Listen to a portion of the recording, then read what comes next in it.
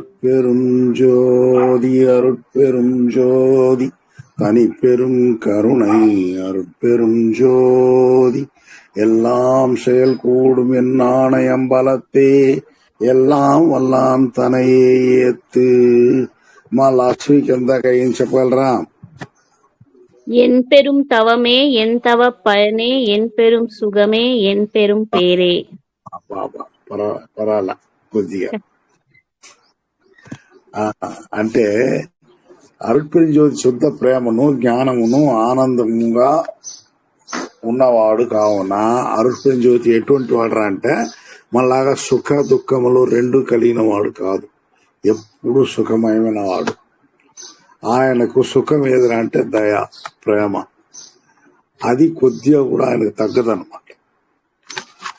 దుఃఖం అనేది ఏదో దేవతా స్పాట్ లో ఒకటి వస్తుంది కదా, బాధే సౌఖ్యం అనే భావన రానిరా అన్నట్టు ఆయనకేమరా అంటే బాధ కాదు, సంతోషము అనేది ఎప్పుడు సుఖం అన్నవాడు.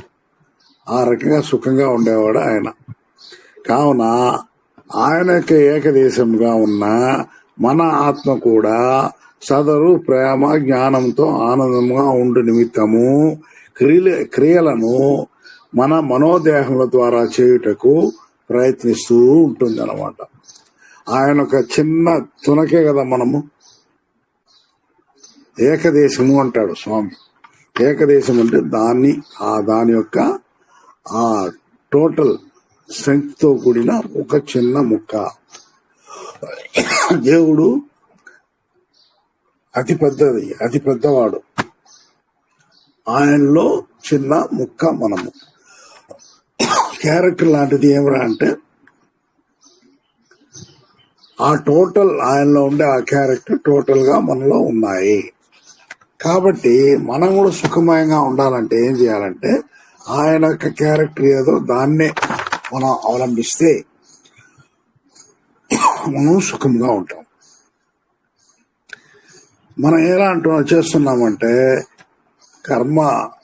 మన కర్మల వల్ల మనము మాయాలోలితమై మనము ఇంద్రియములు చెప్పినట్టు ఇంద్రియ సుఖం పైన మనం పడిపోయి దుఃఖాన్ని కూడా కొని తెచ్చుకుంటా ఉంటాం. ఆయనకు ఆ బాధ లేదు కాబట్టి దుఃఖము ఆయన్ని పీడించదు. మనం ఆయనలాగా ఎప్పుడు సుఖంతో ఉండాలనేసి ప్రయత్నిస్తూ ఉండాలనేసి ఆత్మ కోరుకుంటుంది, కానీ మనం అలా చేయలేం. ఇట్లు కొద్దిగా మన ఆత్మలో ప్రేమ మరియు జ్ఞానమును పొందుతూ ఉంటుంది అనమాట. అది ఏమరా అంటే సరే మనో ఇంద్రియముల ద్వారా మనము కొద్దిగా కర్మఫలములతో మనము జీవించినా కూడా మనలోని మంచి అంటే ఎప్పుడు ప్రేమ దయతో మనం ఉండాలనేసే అది ఆత్మ కోరుకుంటూ ఉంటుంది. ఏదో ఎప్పుడో కొద్దిగా మనము ఆ క్రియల్ని మనం చేసినప్పుడు మనం ఆటోమేటిక్ గా మనకు ఆ ఆత్మలో ఆ పుణ్యము అనేది పోయి అంటే సేవింగ్స్ గా చేరుతుంది అనమాట. ఇట్లా ఈ రకంగా కొద్దిగా జ్ఞానమును సంతోషమును పొందుతూ ఉంటుంది. ఈ గుణములను ఈ మానవ జీవితంలో ఎక్కువగా పొందుటకు వీలు కలుగును. మిగతా జీవుల్లో అంటే 5 జ్ఞాన జీవులు ఉన్నాయి కదా, మనిషికి ముందు జంతుజాలముల వరకు ఉన్న జీవుల్లో ఈ ఛాన్స్ లేదు. వాటికి ఎవరా అంటే వాటికి జ్ఞానము అనేది ఉండదు, తెలివి మాత్రం ఉంటుంది కొద్దిగా. అది తన ఆహార సంపాదన కోసం మాత్రమే. కాబట్టి వాటి వల్ల ఇవన్నీ ఆలోచించి పుణ్యం ఏది అట్లని చేసినని దానికి కుదరదు అనమాట. వాటికి కావాల్సిన ఆహారం దాన్ని ఏ రకమైన తీసుకోవాలి, అంతవరకే దాని క్యారెక్టర్ని దేవుడు పెట్టిన్నాడు. కావుననే మనస్సు కలిగిన మనము ఎప్పుడు జీవదయతో ప్రేమను పెంచి కార్యక్రమం చేయుటకు ప్రయత్నిస్తూ ఉండవలేను. ఒట్టి కర్మ సిద్ధాంతం వలన ఆ దేవదేవుని మార్గంలో పయనించలేము. కర్మ సిద్ధాంతమే చాలా మంది చెప్తారు. కొంతమంది ఏమరా అంటే కర్మ సిద్ధాంతం మాత్రమే చాలు, ఆ కర్మని మనము అనుభవిస్తూ వస్తే అంత మాత్రం చాలు, మనకి ఏదో ఒక రోజు కర్మ అయిపోతుంది, మనము ఆ దేవదేవుని పోయి చేరుతాము అనేది. ఇంట్లో అది ఒట్టి లాస్ట్ వీక్ చెప్పినట్టు అది ఏదిరా అంటే కర్మ సిద్ధాంతము దేంట్లో నిర్యాణంలో పోయి ముగుస్తుంది అనమాట. నిర్యాణంలో ముగించినప్పుడు మనం పోయి ఎక్కడి వచ్చామో అక్కడికి తిరిగి వెళ్ళిపోగలం, కానీ మన యొక్క టోటల్ మనము దాంట్లో కలిసిపోతాము, మన ఉనికి లేకుండా పోతుంది. కాబట్టి కర్మ సిద్ధాంతాన్ని పెట్టుకుని మనము దేవుని దగ్గరికి చేరేది మాత్రం ఉండదు. దేవుళ్ళో కలిసిపోవాలి అంతే. కలిసిపోయినప్పుడు మన ఉనికి లేదు. కాబట్టి మనం ఏం చేయాలి, ఇక్కడ వల్లలారు పట్టుకున్నట్టు నేను ఉంటాను, నువ్వు ఉండు. జస్ట్ లైక్ ద్వైతం. ద్వైతంలో ఎలా అంటే నువ్వే, నేను నేనే, నేను అతి చిన్నవాడిని, నువ్వు పెద్దవాడిని. ఇక్కడ అట్లా కాదు. సన్మార్గంలో నువ్వెంతో నేను అంతే. నీ అంతా నాకు కావలసిన వరాన్ని నాకు నేను ఉంటాం, నువ్వు ఉంటావు అట్లనేది. కాబట్టి ఇక్కడ దేవుడితో పాటు మనము ఎప్పుడు ఎల్లప్పుడూ సంతోషంగా ఆయనతో పాటే ఉంటాం. కావున ఏకాగ్రత, భక్తి, దయ, ప్రేమ, జ్ఞానము కలిగి జీవితమును సాగించవలేను. దీనినే అనగా ఇట్లు జీవించే విధానంనే తపస్సు అని కూడా అంటారు. తపస్సు అంటే కూర్చొని కళ్ళు మూసుకుని ధ్యానం చేసేది కాదు. తపస్సు అంటే ఈ విధమైన మార్గంలో మనం పయనించి ఆ పయనంలో ఆ దేవుణ్ణి మనము దేవునికి ఈక్వల్ గా దేవుని దగ్గర ఉండే వరాన్ని మొత్తం మనం పొంది, అన్ని సిద్ధుల్ని మనం పొంది, మనం కూడా యుగయుగాలుగా పర్మనెంట్ గా జీవించడమే. ఈ రకమైన జీవితాన్ని మనం పొందితే మనం యొక్క తపస్సుగా ఉండవలేను. అది ఇక్కడ మనము ఈ పద్యం ద్వారా మనం తెలుసుకున్నది. ఈ విషయమునే వల్లలార్ గారు ఈ పద్యంలో చెప్పి ఉన్నారు. ఇట్టి జీవితమునే తన యొక్క పెను తపస్సుగాను, ఇట్టి తపో ఫలితమే తన యొక్క పెను సుఖంగాను, తాను పొందిన అదృష్టంగాను చెప్పి ఉన్నారు. అది లాస్ట్ వీక్ మనము కంప్లీట్ చేసిన పద్యంలో సారాంశం. నెక్స్ట్ ఈ వారం 720వ పద్యము 1439-40. என் பெரும் வாழ்வே எந்தன் வாழ் முதలే ఎన్ పెరుం వழకే ఎన్ పెరుం కణకే. మనము మన జీవితమును ఈ భూలోకంలో మంచి విధంగా సుఖముగా జీవించడానికి ముఖ్య కారణము ఆ దేవదేవుని అనుగ్రహమే. ఇది ఫస్ట్ మన మనసులో నాటుకోవాలి. నేను చాలా గొప్పవాడిని, నేను నాకన్నా నాకు మించిన వాడు లేడు అనుకుని నీ యొక్క ప్రతి అడుగు, నీ యొక్క ఇది అని అన్ని కూడా దేవుడు మనకు ఇచ్చిన ఆ ఇదే. అట్లనే ఇది మనలో ఆ భావము లోపల మనకు ఎప్పుడు నాటుకోవాలి.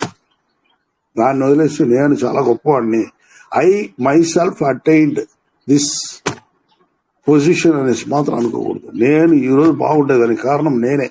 అట్లని అనుకునే వాళ్ళ వల్లనే ఆ అహంకారం ఎక్కువయ్యి వాళ్ళ వల్లనే ఆ గర్వం చేత పాపాలు చేసి కర్మల్ని పెంచుకుంటా ఉంటారు.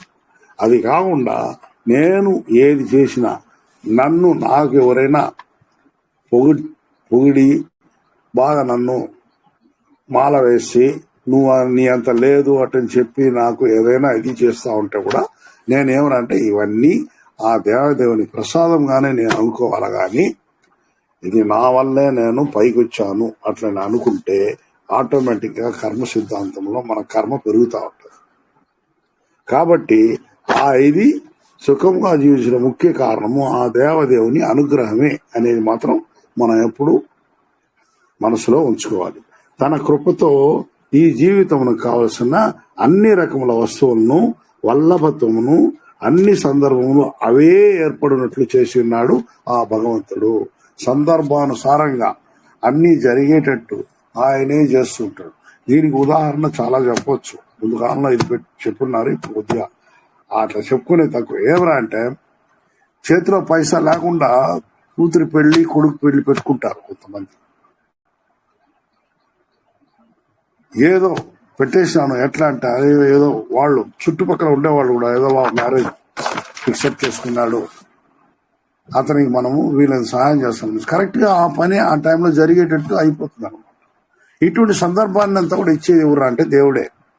మనం అనుకుంటాము అన్ని మనమే చేసుకుంటా ఉన్నాం, కానీ ఆ సందర్భం ఇచ్చి ఆ సందర్భంలో ఆ పని జరిగేటట్టు చూసేది ఆ దేవుడే. అట్లాగే హెల్త్ బాగాలేకపోతే హాస్పిటలైజ్ అయినప్పుడు 10 రూపాయలు, అంతవరకు నీకు 10 రూపాయలు కూడా నేను ఈయన అన్నవాడు కూడా అయ్యో హాస్పిటల్ ఖర్చు ఇలా తీసుకో అంటాడు. ఆ రకంగా ఆ పని సాగేటట్టు చేసేది ఆ దేవదేవుడే. ఆ పని సాగేటట్టు చేసేదానికి మనం ఏమంటే ఆయన మన పైన చూపిన దయ. ఆ దయ ఎప్పుడో చూపిస్తాడంటే ఆయన మనము కొద్దిగా పుణ్యం చేసేవాళ్ళుగా ఉంటే ఆయన యొక్క దయ మన మీద ఎప్పుడు ఉంటుంది. ఒట్టి పాపాత్ముడు అయితే ఆయన కూడా ఏం చేయలేడు అన్నమాట. చేయలేడు కాదు, చెయ్యడు. నువ్వు అనుభవించాల్సిందేరా అంటాడు. కాబట్టి మనం ఏమరా అంటే ఆ రకంగా ఆ సందర్భానుసారము మనకు పనులు జరిగేటట్టు చేసేవాడు కూడా ఆ భగవంతుడే. దీనినే ఈ పద్యంలో వడలార్ గారు నా జీవితమే అనియు నా జీవిత మూలధనము అనియు చెప్పుచున్నారు. అంటే మూలధనము అంటే ఏమరా అంటే ఆయా సందర్భాల్లో నీ పనులు చేసేదానికి నీ దగ్గర ఎటువంటి ఇది లేకపోయినా మూలధనంగా ఇతరుల ద్వారా మనకు ఆ హెల్ప్ వచ్చేటట్టు చేసేది, ఆ సందర్భానుసారం చేయించేది దేవుడే. కాబట్టి నువ్వే నా యొక్క మూలధనం, నా జీవితము అన్ని అని కూడా ఆయన ఎన్ పెరుం వాழ்வே ఎందన్ వాழ் మొదలే ఎన్ పెరుం వழకే ఎన్ పెరుం కణకే అంటాడు. ఈ రకంగా ఆయన మూలధనం అని కూడా చెప్తున్నారు. ఏదో ఒక చిన్న అణువుగా ఉన్న నన్ను జీవము పోసి ఒక తల్లి గర్భంలో ఉంచి పెంచి ఈ భూమిపై ఒక జీవిగా మానవునిగా రూపుదిద్ది నేను జీవించడానికి కావలసిన అన్ని హంగులను ఈ సృష్టిలో పెట్టి ఉన్న ఓ దేవా నా మూలధనమా అని అంటున్నారు. ఇక్కడ ఏమరా అంటే బాగా దీన్ని ఇంకోసారి చెప్తాను వినండి. ఏదో ఒక చిన్న అణువుగా, ఒక చెత్తగా, ఈ ధూళిగా ఈ ఆకాశంలో, నేను ఆకాశం అంటే శూన్యంలో నా పాటికి నేను ప్రయాణం చేస్తూ ఎక్కడ ఉంటే అక్కడ, అంటే నాకు మనసు లేదు, నాకు ఆసక్తి లేదు, ఏది లేదు, ప్రాణము లేదు, చైతన్యము లేదు.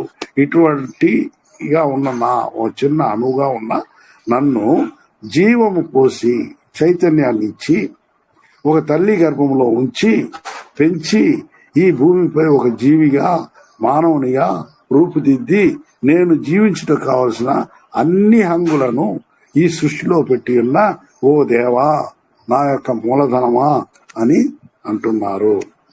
కానీ ఇట్టి జీవితంలో సాధారణంగా మనం పొంది ఇంద్రియ సుఖముల జీవిత చివరి దశకు చేరుకుని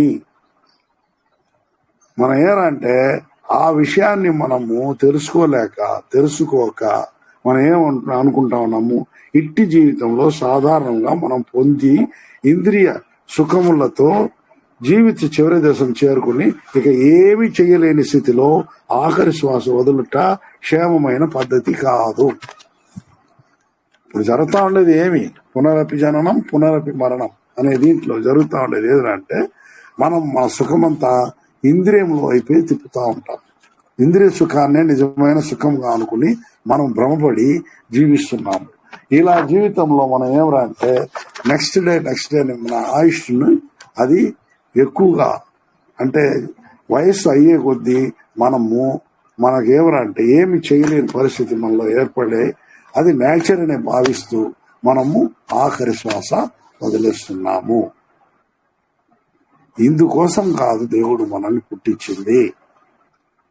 ఏ తండ్రి అయినా తన కొడుకు తన బిడ్డలు చనిపోవాలని అనుకోడు, పుట్టించడు.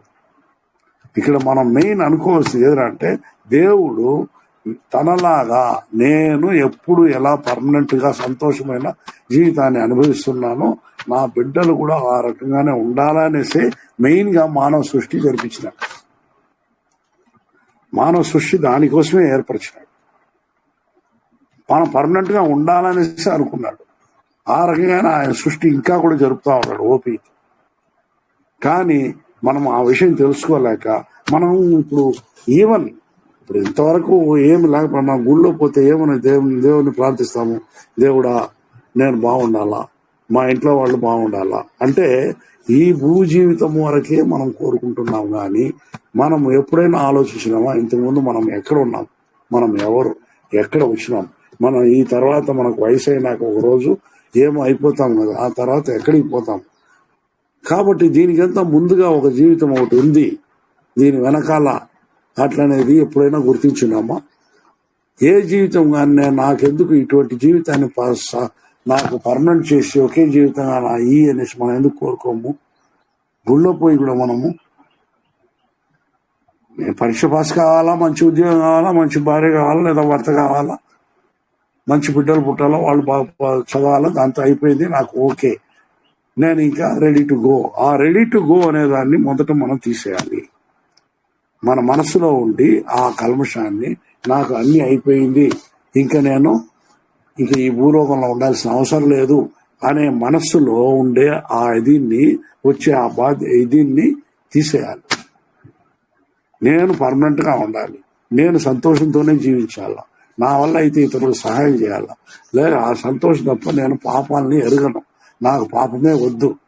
ఎందుకంటే పాపమే జీవితంలో కష్టానికి మూల కారణం. కాబట్టి నేను ఎప్పుడు సంతోషంగా ఉండాలంటే నేను ఎప్పుడు పాపం చేయని జీవితాన్ని నాకు దేవా, నేను పర్మనెంట్ గా ఉండాలి దేవా అట్లని మనం కోరుకుంటున్నామా? లేదు కదా.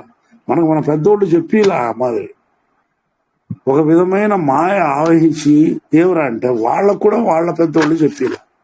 ఈ రకంగా వంశపారంపర్యంగా మనము ఆ జన్మ యొక్క క్షేమం వరకే మనము దేవుణ్ణి ప్రార్థిస్తూ ఉన్నాము. ఆ జన్మం ఒక రోజు ముగిస్తుంది అనే జ్ఞాపం మనకు రావడం లేదు. దాంతో మనము ఏమి పెద్ద కోరికలు కోరడం లేదు. ఇక్కడే వల్లలార్ గారు మనకి ఏమరా అంటే చెప్పేది, నువ్వు నిన్న వేరే చోట ఉన్నావు, వేరే బొందిలో ఉన్నావు, వేరే ఇంట్లో ఉన్నావు, ఈ రోజు ఈ ఇంట్లో ఉన్నావు, ఈ బొందిలో ఉన్నావు, రేపు ఇంకొక ఇంటికి పోతావు, ఎందుకు ఈ మరి మార్చుకుంటా ఉన్నావు? ఒకే దీంట్లో నువ్వు ఎప్పుడు ఉండేదానికి ఎందుకు ప్రయత్నించవు? లేదా నువ్వు నీ ఉనికి లేకుండా పోతావా, అది వేరే కథ. అప్పుడు ఏ ఇది లేదు, బాధ లేదు, అట్లే సంతోషం కూడా లేదు. ఉనికి అనేది లేకపోతే, నువ్వు పుట్టకపోతే, నువ్వు లేకపోతే ఏముంది నీకు? నువ్వు ఉన్నావు, నువ్వు అనుభవించాలా, మంచి సంతోషంగా ఉండాలనేసి ఒక చెత్త, ఒక చిన్న అణువైనా నీకు దేవుడు ఇంత మాత్రము ఒక దేహాన్ని ఇచ్చి నువ్వు సంతోషంగా బ్రతుకురాని ఇచ్చినాడు. కానీ అదేం చెత్త ఉండిపోని వదిలేయలేదు కదా ఆయన. మనం ఎవరంటే ఇది బాగా ఉంది, నేను ఎందుకు పుట్టినానే అని అనుకుంటున్నారు. కానీ చాలా మంది సంతోషం కలిగేటప్పుడు దాని గురించి అనుకోవడం లేదు కదా. నేను ఎందుకు పుట్టాను, ఈ సంతోషం నాకు అవసరమా అని ఎవరైనా అంటారా? ఈ సంతోషం నువ్వు పొందేదానికి నువ్వు చేసిన పాప కర్మలు నిన్ను దుఃఖంలో ముంచెత్తాయి. అప్పుడు మాత్రం నేను ఎందుకు పుట్టాలా, దేవుడు నన్ను ఈ వరకు పుట్టించకుండా నా ఉనికే లేకపోయినా పర్వాలేదు అట్లనే కదా అనుకుంటా ఉన్నాము.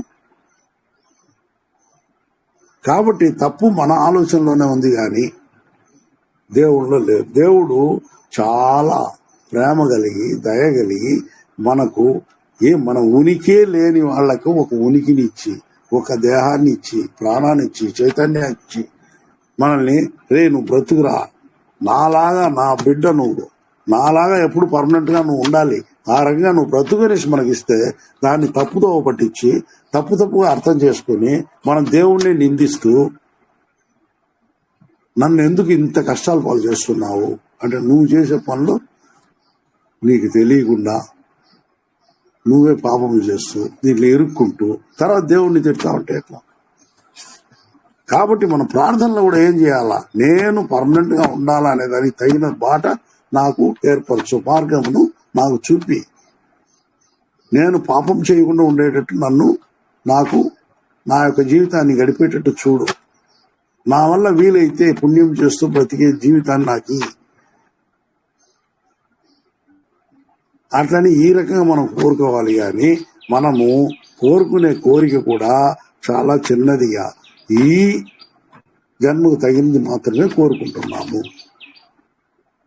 కాబట్టి మనకేమరంటే మన ఫలితాలు రెండూ వస్తూనే ఉన్నాయి. ఇంకా కూడా మనము వల్లలాగా మనము పోలేని పరిస్థితిలో మనం ఉన్నాము. మన కర్మలు మనల్ని నిర్దేశిస్తూ ఉన్నాయన్న. కాబట్టి మనం ఇక్కడి నుండి మనము ఇక మీదనైనా మన ప్రార్థన, స్వామి నేను నిన్న లేను, ఈ రోజు ఉన్నాను, రేపు ఎక్కడ ఉంటానో తెలియదు, ఈ బొందెనే నాకు పర్మనెంట్ చేయి, నేను దానికి కావలసిన విధంగా నేను నడుచుకుంటాను, ఆ మార్గాన్ని నాకు నిర్దేశించు, నేను అమరునిగా ఉంటూ ఉండాలి, సావు అనేది నాకు రాకూడదు అనేసి ఈ రకంగా మనము ప్రార్థన చేయాలి. ఈ రకంగా మొదట ప్రార్థన చేసిన కష్టంగా ఉంటుంది, కానీ ఇదే అలవాటైందంటే మనకు అదే ఒక 10 రోజులు 20 రోజుల్లో అలవాటైపోయిన ప్రార్థనగా వచ్చేసిందంటే అది మనకు కొద్దిగా మంచి రిజల్ట్ కూడా ఇస్తుంది. కాబట్టి మన ప్రార్థన ఆ రకంగా ఉండాలి. అయినా మన కర్మలు వస్తూ ఉంటాయి, ఎందుకంటే ఇంతవరకు చేసినంత ఉంది కదా. కాబట్టి ఆ రకంగా ఏదో ఒక చిన్న అణువుగా ఉన్న నన్ను జీవం పోసి ఒక తల్లి గర్భంలో ఉంచి పెంచి ఈ భూమిపై ఒక జీవిగా మానవునిగా రూపుదిద్ది నేను జీవించుటకు కావలసిన అన్ని హంగులను ఈ సృష్టిలో పెట్టి ఉన్న ఓ దేవా నా మూలధనమా అని అంటున్నారు. కానీ ఇట్టి జీవితంలో సాధారణమా మనము పొంది ఇంద్రియ సుఖములతో జీవిత చివరి దశకు చేరుకొని ఇక ఏమి చేయలేని స్థితిలో ఆఖరి శ్వాస వదులుట క్షేమమైన పద్ధతి కాదు. ఆ దేవదేవుని హలో సార్ ఇంతకు ముందు హలో ఒక ప్రేయర్ రాజలక్ష్మి సార్, ఇంతకు ముందు ఒక ప్రేయర్ చెప్పారు కదా, మళ్ళీ ఒకసారి అది చెప్తారా? మళ్ళీ ఒకసారి చెప్పాలనా? దేవా, ఓ గాడ్, నేను పుట్టక ముందు నేను వేరే ఎక్కడో ఉన్నాను, నేను పుట్టి ఈ బొందిలో నేను ఇప్పుడు ఉన్నాను, రేపు నేను ఎట్లున్నాను ఎక్కడ ఉంటానో తెలియదు నాకు. కాబట్టి నేను అమరుడిగా జీవించేదానికి, ఈ బొందితోనే నేను ఉండేదానికి, మరణాన్ని జయించేదానికి కావలసిన అంగుని నాకు ఇచ్చి నా యొక్క మార్గం నిర్దేశించుము ఓ దేవా అట్లనేసి మనం కోరుకోవాలి. ఓకే,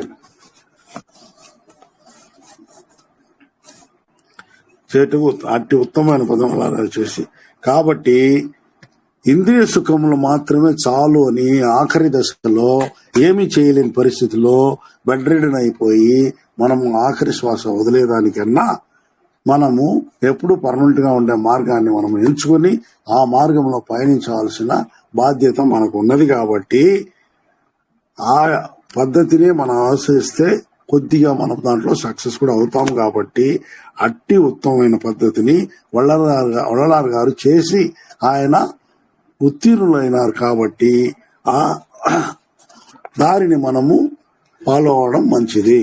ఇక ఇది కాక ఆ అరుట్పేరు జ్యోతి మనకు నీతి నియముల గురువుగాను, దైవముగాను, చట్టముగాను, జీవిత విధిగాను, జీవిత మార్గముగాను, మన సంపదగాను, మన ఖర్చుగాను కూడా ఉన్నారు. ఏ రకంగా దేవుడు మనల్ని నిర్దేశిస్తూ మన జీవితంలో ఆయన ఉన్నాడు అనేది ఇక్కడ చెప్తున్నాడు. నీతి నియమముల గురువుగా, దైవముగా, చట్టముగా, జీవిత విధిగా, జీవిత మార్గముగా, మన సంపాదనగా, మన సంపదగా, మన ఖర్చుగాను కూడా ఆయన దేవుడు ఉన్నాడు. ఒకరు మన యొక్క ఆత్మానవుడు బ్యాంకు నందు ఎంత పొదుపు చేయుచున్నామో ఆ పొదుపుపై వడ్డీతో సహా మనకు తిరిగి ఇచ్చే నమ్మకమైన నిధిగా ఆ దేవదేవుడు ఉన్నాడు. మనం బ్యాంకులో మన యొక్క సంపాదనని వేసి మనకు మిగిలిన ఎంతో అమౌంట్ ని ఆడవేసి ఎట్లా దొంగ భయం లేకుండా నిద్రిస్తున్నామో ఆ రకంగా మన యొక్క పుణ్యముల్ని ఆయన గట్టి అంటే తన ఎటువంటి ఇది లేకుండా మనకు అపనమ్మకం లేకుండా ఆయన మన పుణ్యమును కాపాడి దాన్ని వడ్డీతో సహా తిరిగి మనకి ఇస్తాడు. ఆయన ఒక్క పైసా పొల్లు పోదు, ఒక్క చిన్న పుణ్యం కూడా అటు ఇటు పోదు, అట్లాగే పాపకర్మ కూడా. కాబట్టి అనుభవిస్తున్నాం. దీంట్లో ఏమరా అంటే ఇంద్రియముల ద్వారా అనుభవించేదానికి తగిన ఇది ఆయన నిర్దేశిస్తాడు. కొన్ని మన యొక్క దీన్ని బట్టి, కర్మల బట్టి, మన యొక్క ఆశను బట్టి ఏమరా అంటే ఇంద్రియ సుఖములు వస్తాయి, అట్లాగే ఆత్మ సుఖంగాను పోయి చేరుతుంది. ఆత్మ సుఖంగా పోయి ఆత్మలో నిండుతా ఉంటే ఏదో ఒక ఫైన్ మార్నింగ్, ఏదో ఒక జన్మలో మనము వాళ్ళలాగా ఆ ఇది తప్ప భూలోక జీవితం పైన ఎట్టి మమకారం లేని ఆ రోజులు, ఆ దీనికి మనము ఒక రోజు వస్తాము. ఆ దీంట్లో మనం ఖచ్చితంగా మరణాన్ని జయిస్తాం. కాబట్టి ఇది మనము అనుభవ పాఠంగా కూడా మనం నేర్చుకోవాల్సి వస్తుంది. దీన్ని ఒకరు మన యొక్క ఆత్మ అన్నప్పుడు బ్యాంక్ నందు ఎంత పొదుపు చేయించున్నామో ఆ పొదుపుపై వడ్డీతో సహా మనకు తిరిగి ఇచ్చే నమ్మకమైన నిధిగా అంటే ట్రెషర్గా ఆ దేవదేవుడు ఉన్నాడు. మనం ప్రతి జన్మలో చేర్చి ఉన్న పుణ్య పాప నిధులను ఎట్టి తప్పుడు లెక్కలు చేయక వడ్డీతో సహా తిరిగి మన ఖాతాలో జమ చేసి ఎట్టి పొరపాటు చేయక తిరిగి మనకే చెల్లించు సామర్థ్యం గలవాడు ఆ దేవదేవుడు. ఏది గాని ఒక్క ఇది మనకు ఆయనకు అక్కర్లా మన నిధి. ఎందుకంటే ఆయన నుండే మన నిధి పొందుతా ఉన్నాం. ఆయన నుండే ఏ కర్మఫలమైనా ఏ పుణ్యఫలమైనా ఆయన నుండే మనము తీసుకొనిచున్నాము. మనం తీసుకొని దీన్నే మనం అనుభవిస్తూ ఇంకా మనం మన ఆత్మలో కానీ ఆ పుణ్యఫలాన్ని మనం చేర్చినామంటే దాన్ని అట్లే ఆయన దానికి వడ్డీ కూడా వేసి తిరిగి మనల్ని ఉన్నత స్థితికి చేర్చే పరిస్థితికి ఆయన ఎప్పుడు ఆ మార్గదర్శిగానే ఉంటాడు ఆయన. కాబట్టి మనకు భూలోకంలో కొన్ని బ్యాంకులు దివాలా అయినా అవుతుంది, కానీ దేవుడు అనేవాడు ఎప్పటికీ దివాలా కాడు.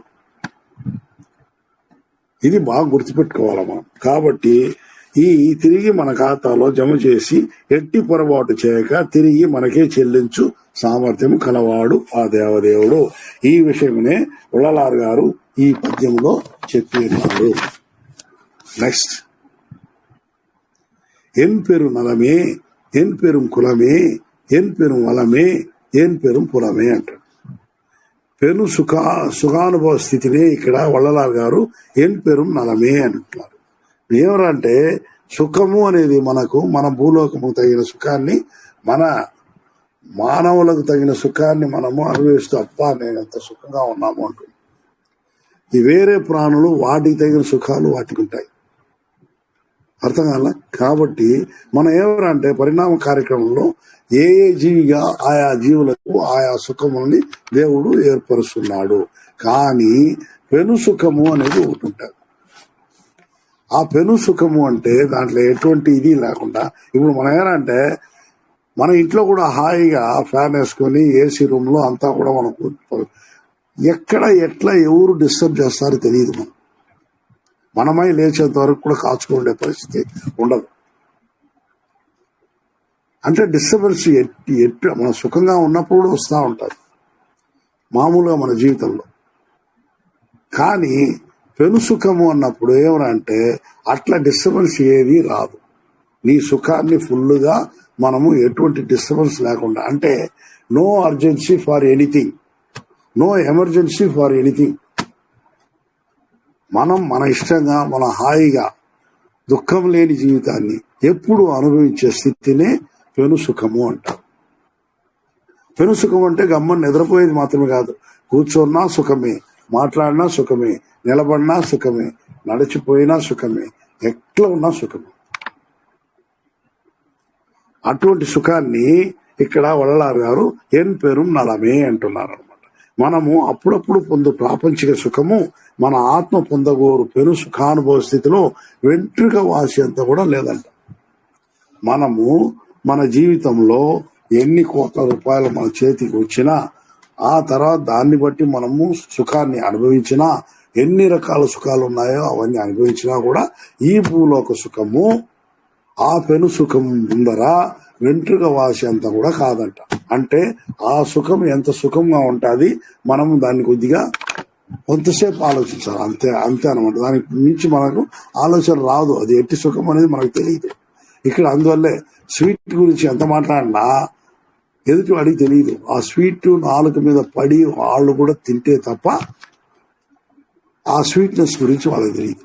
మనం ఎంత లెక్చర్ ఇచ్చినా చక్కెర తీయగా ఉంటుందిరా, అట్లా ఉంటుంది, ఇట్లా ఉంటుంది, ఏంటి ఎంత చెప్పినా కూడా ఆ చక్కెర ఎవరెవరి నోట్లో వాళ్ళకు కొంచెం పడినా తప్ప ఆ తీపి వాళ్ళకి తెలియదు. అటువంటిదే ఈ పెనుసుఖము అనేది.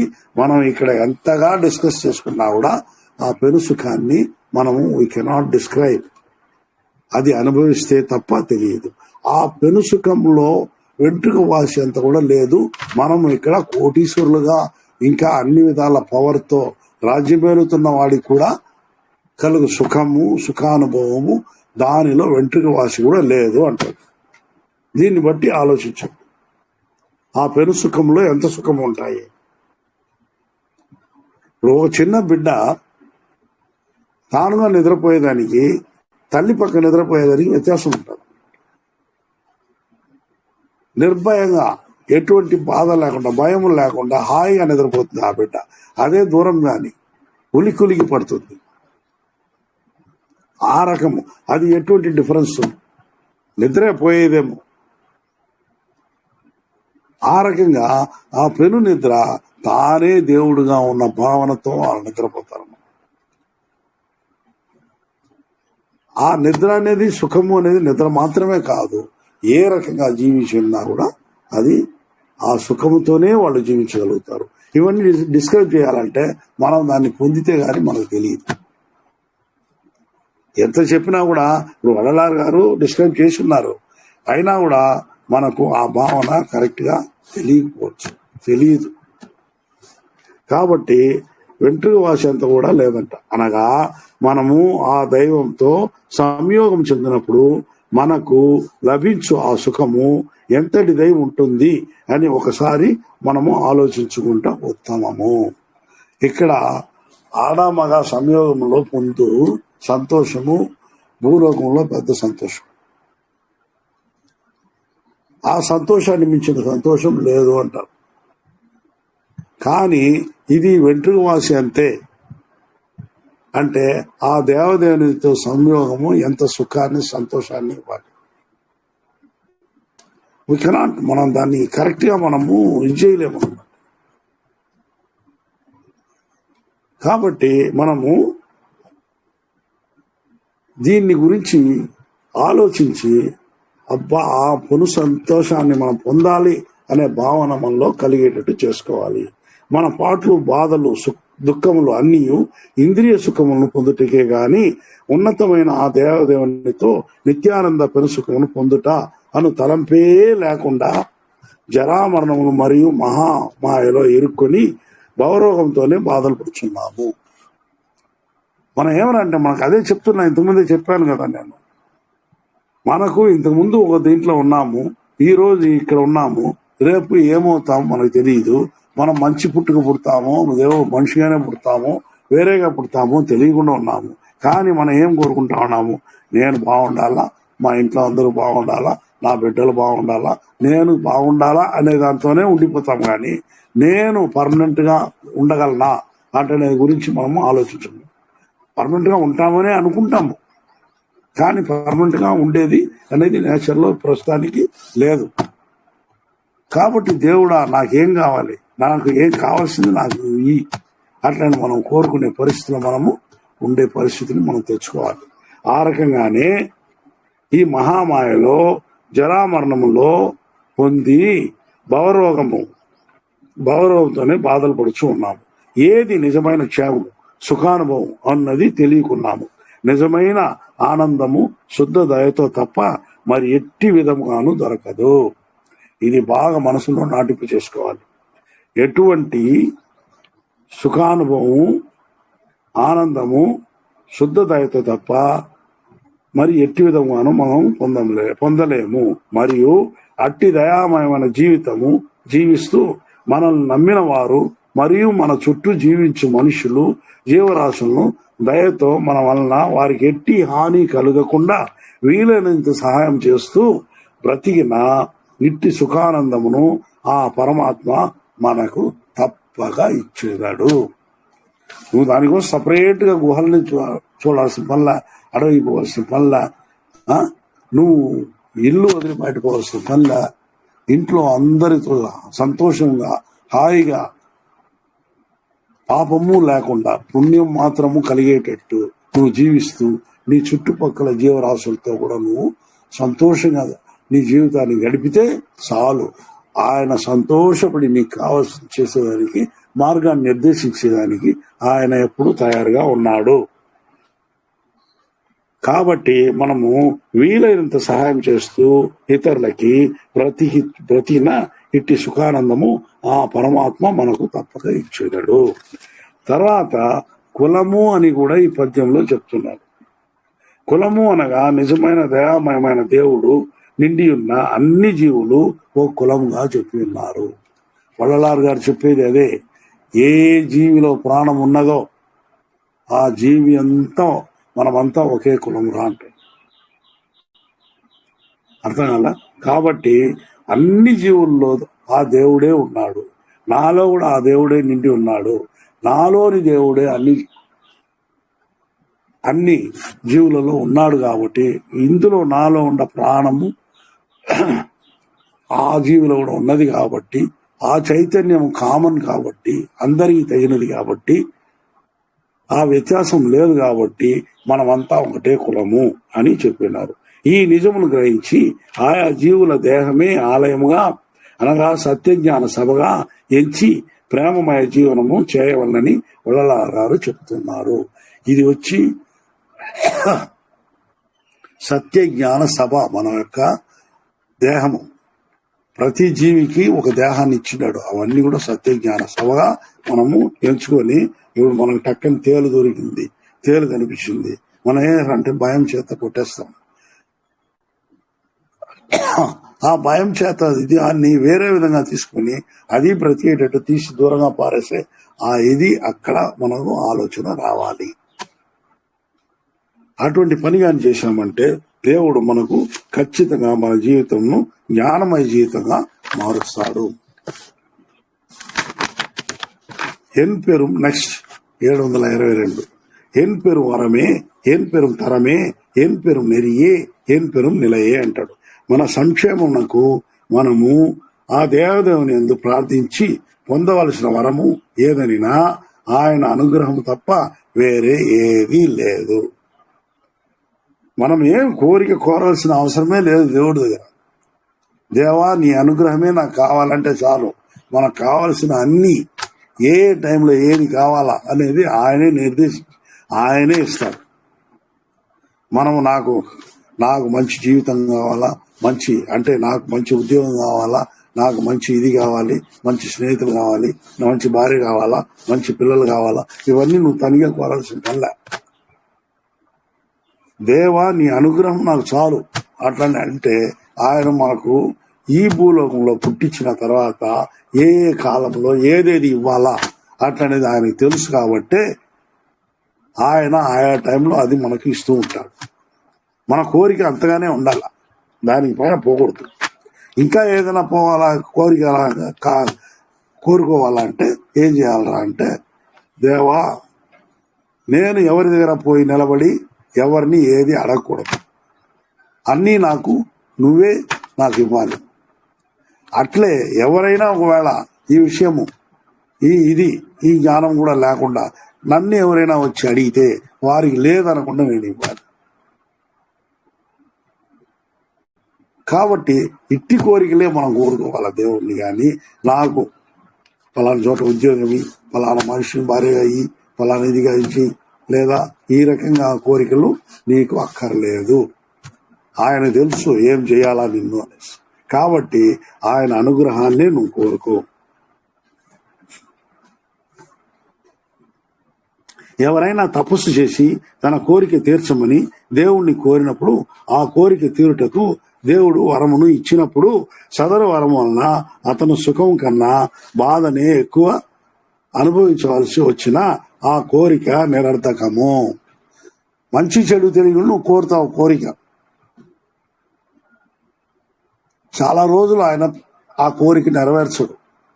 ఎందుకురా అంటే నీ కోరిక తప్పైందిరా అనుకుంటాడు. కానీ నీ యొక్క తపస్సు, నీ యొక్క కోరిక చాలా తీవ్రంగా ఉన్నప్పుడు విధి లేక ఆయన అది ఇచ్చాడు అనుకో, ఆ తర్వాత దాన్ని అనుభవించే తీరులో నీకు ఏమరా అంటే నువ్వు అనుకున్నట్టు సుఖంగా ఉండదు.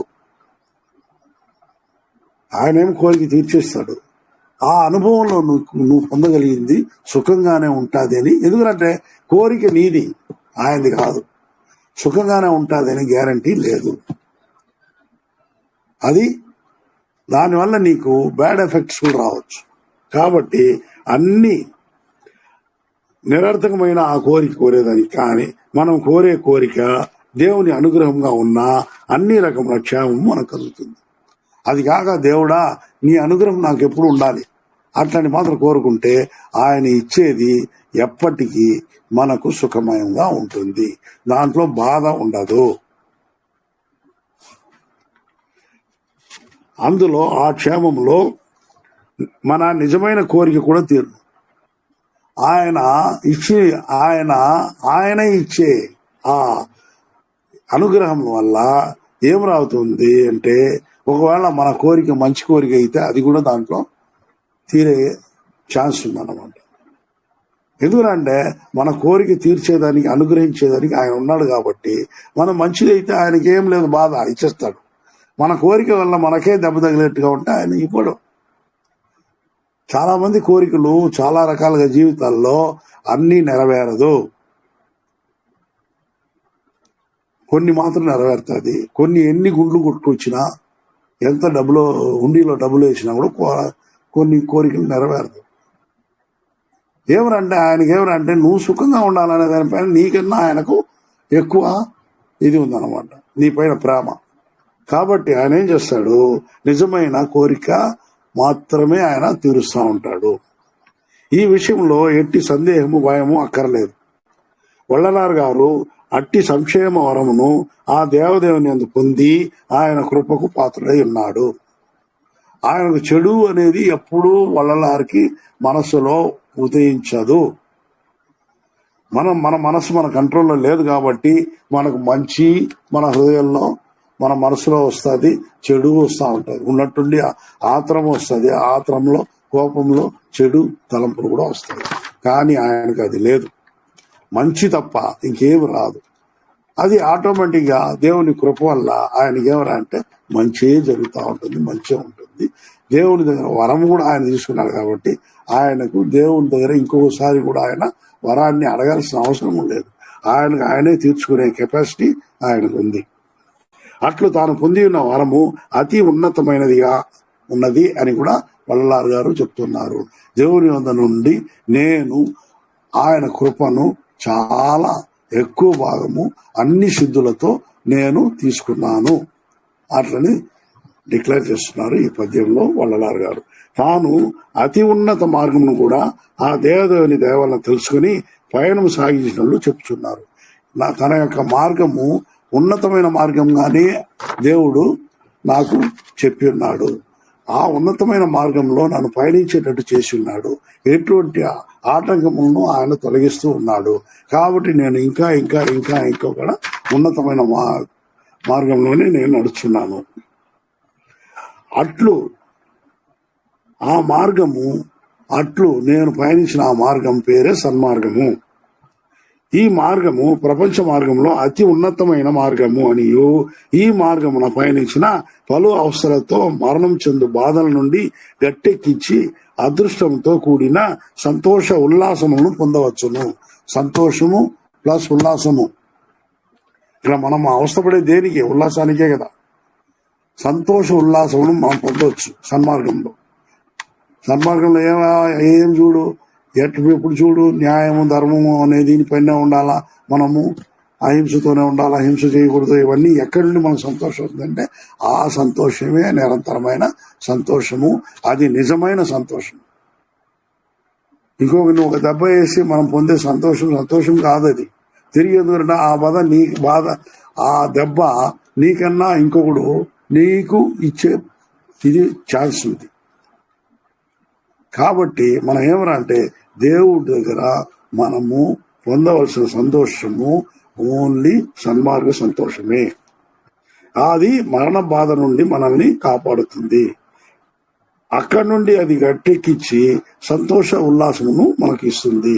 ఇట్లు తాను సన్మార్గంలో నడిచి అతి ఉన్నతమైన పదవి జీవితమును పొంది మరణము లేని జీవితమును గడుపుచున్నట్లు ఈ పద్యంలో వల్లలార్ గారు చెప్తున్నారు.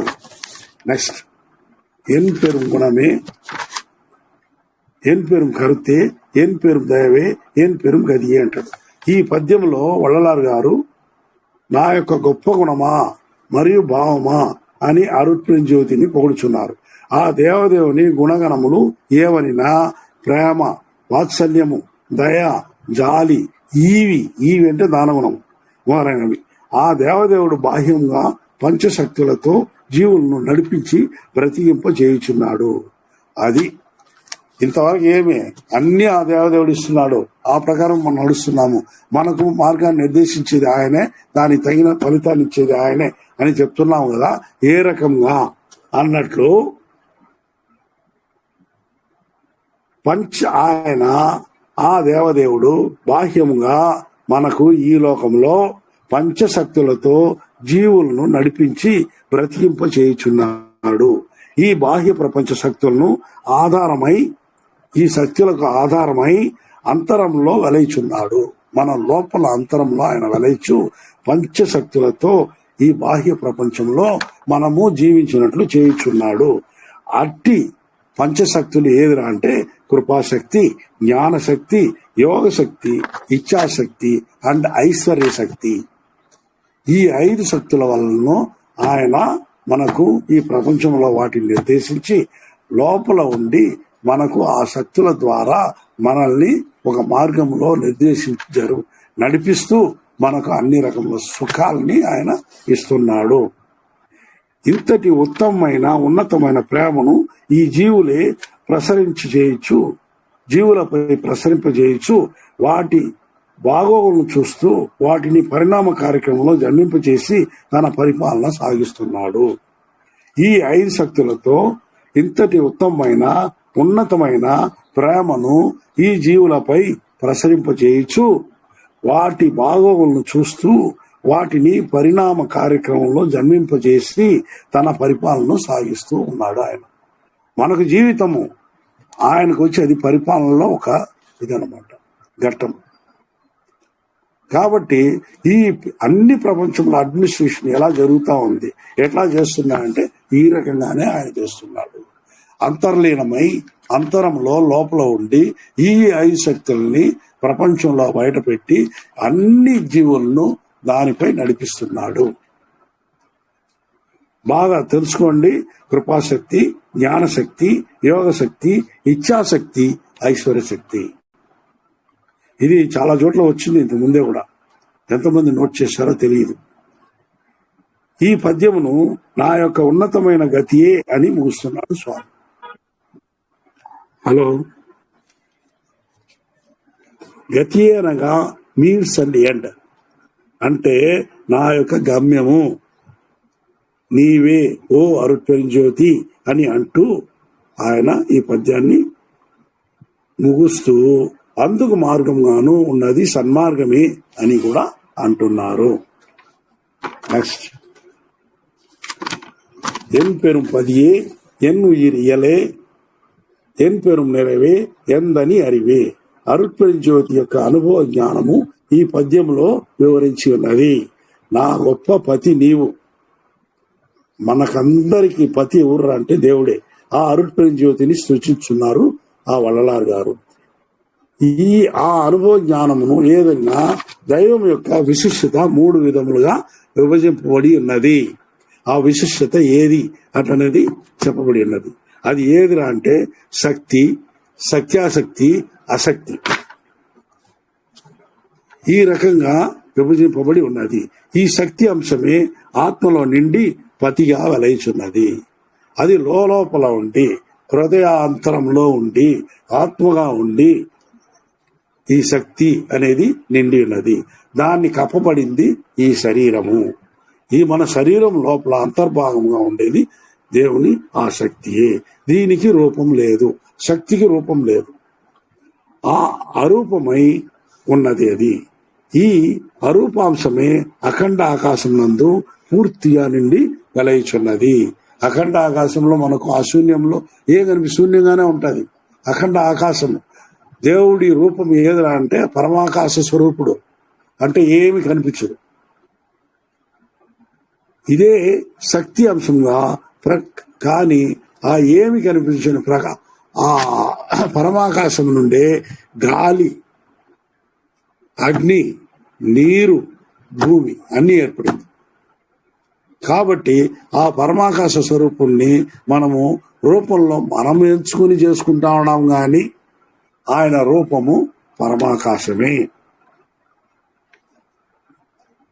ఇదే శక్తి అంశంగా ప్రకృతి సహజంగా అంతటా నిండి ఉన్నది. మనకు ఒకరికొకరు ఎదురుగా నిలబడి మాట్లాడినప్పుడు మధ్యలో ఉండే గ్యాప్ ఏదిరా అంటే ఆ పరమాకాశమే.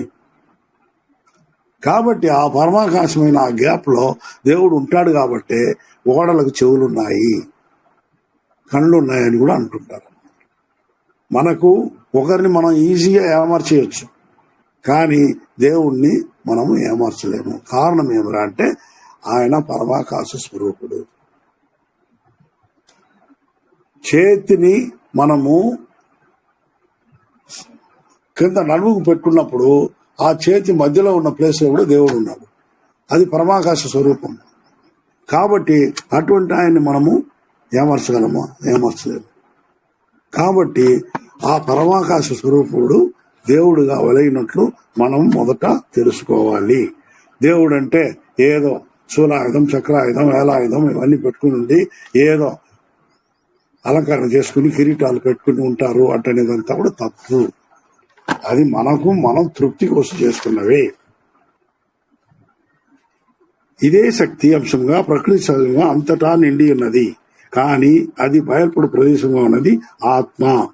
ఆత్మతో నిండిన ఆ అన్ని జీవరాశుల దేహంలే. అవి బయల్పడేది ఏదిరా అంటే ఆత్మలో. ఈ శక్తి ఉండేది ఆత్మలో. అది బయల్పడేది ఎట్లా అంటే ఆ ఆత్మను నింపి ఉన్న, ఆ ఆత్మను కప్పి ఉన్న ఆ శరీరములే దేవుని యొక్క అంశములు.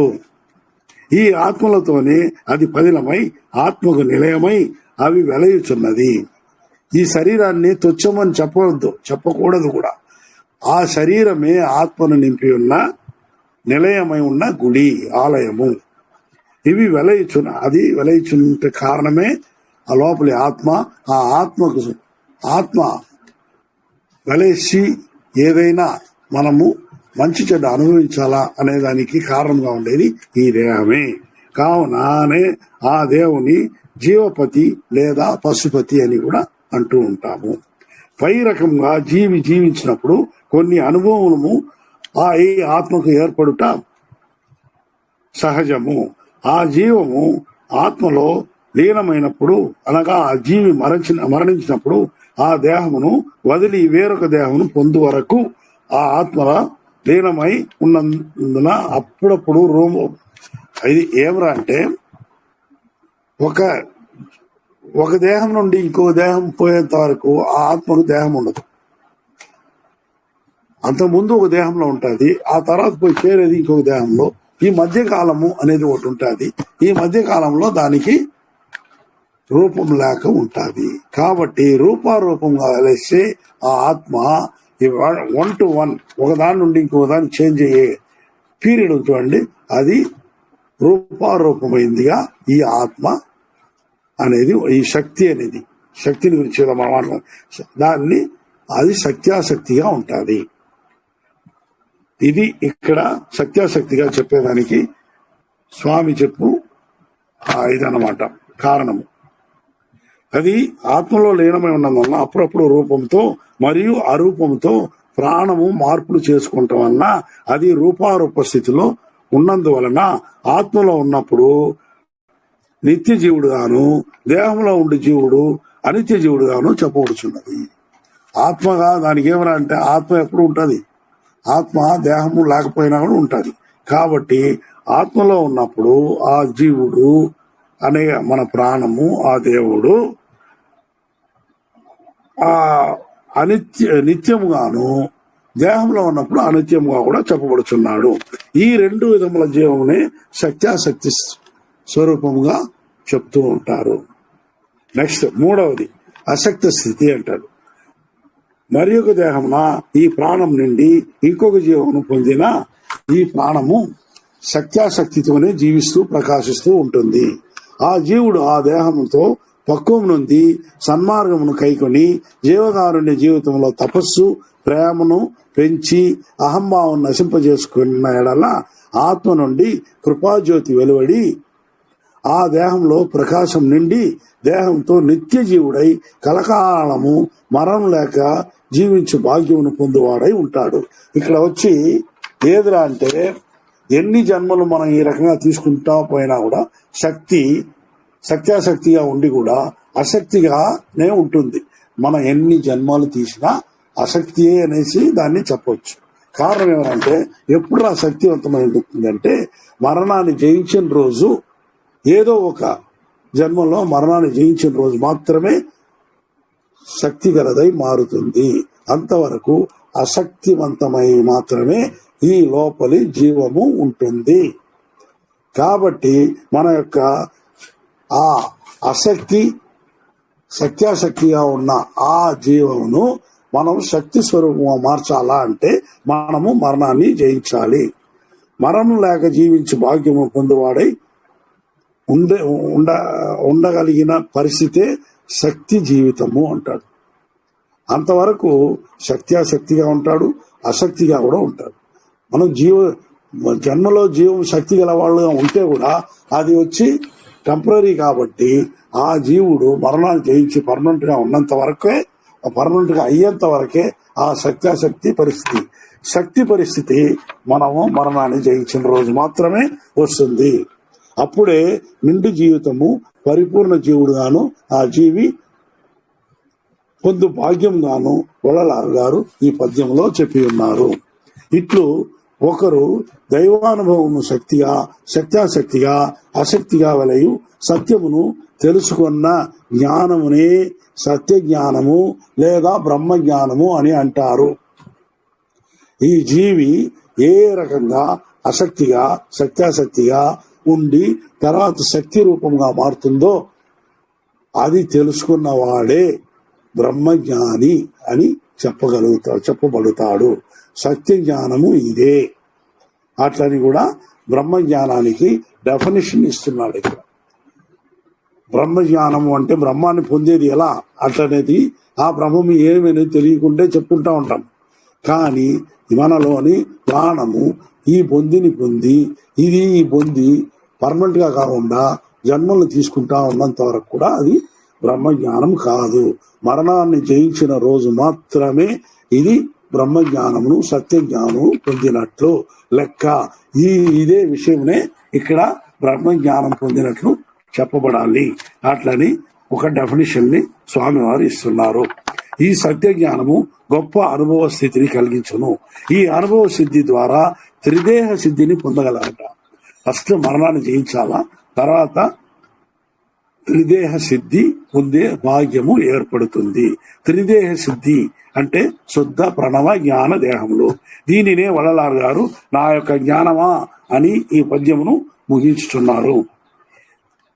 పై కాన్సెప్ట్ తోనే సత్య జ్ఞాన సభను వడలార్ గారు వడలూరులో నిర్మించి ఉన్నారు. మరణాన్ని జయించి త్రిదేహ సిద్ధి పొందేదాన్నే వడలార్ గారు సత్య జ్ఞాన సభగా అక్కడ చెప్పి ఉన్నారు. దాని అర్థము తెలుసుకొని మనము ఆ దేవదేవుని కొలిచి విధానమును తెలుసుకొని ఆ ప్రకారము మన ప్రార్థనను చేయటం మంచిది. అనగా ఆ జీవగారుని జీవితమును సన్మార్గములో ఆచరించుట ఉత్తమమైన మార్గము. ఇది ఈరోజు మనము తీసుకున్న పాఠానికి నిజమైన ఇది సత్య జ్ఞానాన్ని అంటే బ్రహ్మ జ్ఞానాన్ని గురించి తెలుసుకున్నాము. ఇంతవరకు స్వామిని పొగిడి ఆ దీనిపైన ఆ సంతోషాన్ని వెలుగుంచి అంటే బయలుపడచేసిన వడలార్ గారు దాదాపు 50 పద్యములు మనకు దేవుణ్ణి గురించిన కంపారిజన్ లోనే మనకు తీసుకొచ్చారు. ఇంకా నెక్స్ట్ ఆయన త్రిదేహ సిద్ధి పొందినప్పుడు ఆయనకు ఎటువంటి అనుభవం ఏర్పడింది అంటే ఈ బాడీ ఏ రకంగా మారుతుంది అనేదాన్ని నెక్స్ట్ పద్యంలో చెప్తారు. వచ్చే వారం అది చూస్తాము. తిరు అరుట్ప అగవల్ మొదటి నుంచి వినదలుచుకున్న వారికి క్రింది డిస్క్రిప్షన్ బాక్స్లో లింకు పెట్టి ఉన్నాము, వినగలరు. సబ్స్క్రైబ్ చేసుకోండి, షేర్ చేయండి, లైక్ చేయండి. Thank you. సర్వే జన సుఖ సంతోష ఆనంద భవంతు.